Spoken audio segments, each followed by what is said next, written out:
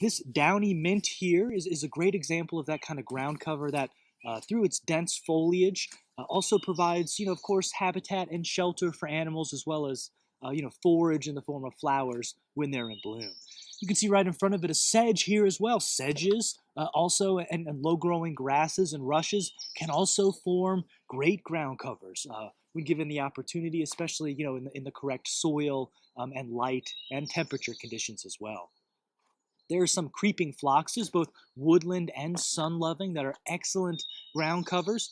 And also, as you can see here, many of our violets native to North America are excellent ground covers, especially once their dense kind of basal colonies have grown underground. They can both spread through their expanding modified root structures, or they can also spread through seed as well.